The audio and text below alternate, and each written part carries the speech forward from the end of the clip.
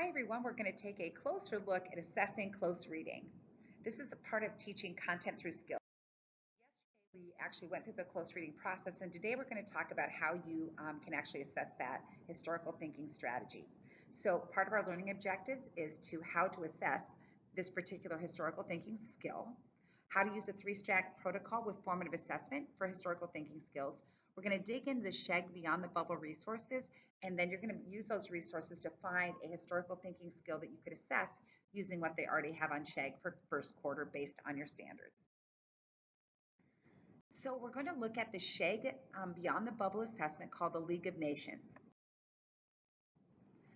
In this exercise, we're going to be able to measure their ability to close read as we're looking for sourcing and contextualization of a document.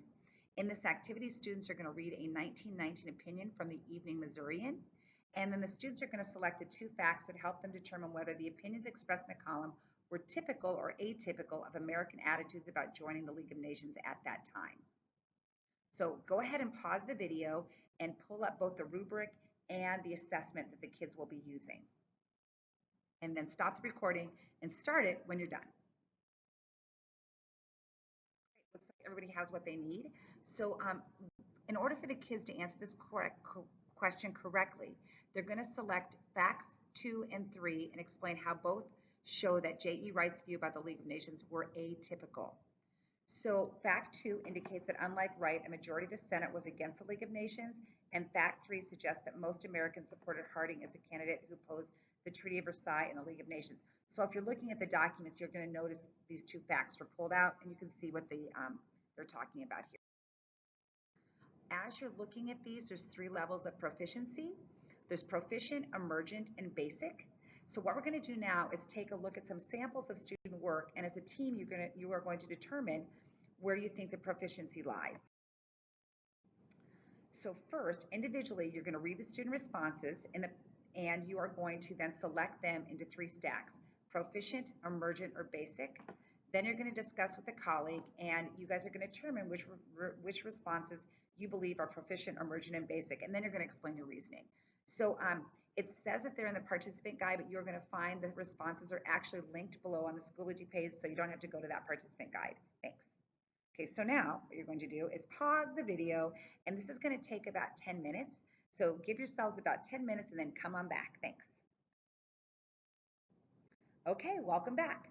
So the most important point about doing the 3-stack protocol is how you're going to use this data to inform your instruction.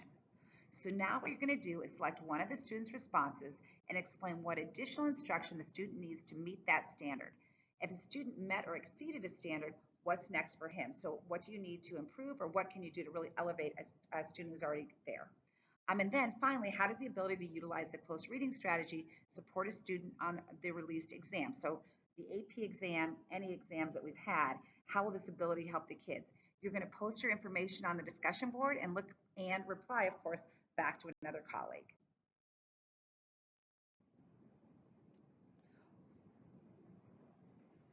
Okay, welcome back. So the last part of our work today is to find something that you can use in your classroom. So what you're going to do now is go to the SHEG website, which is posted here, and you are going to look at the assessments that are available, compare them to your standards, and pick one of these assessments that you think would be great for you to use with your kids to determine their historical thinking skills. Once you've selected that, go back to the discussion board, and you're going to add your responses there. Thank you so much, you guys. And take about 15 minutes on this, and once you're done, post, and then I think it's time for lunch. Thanks, and have a great day.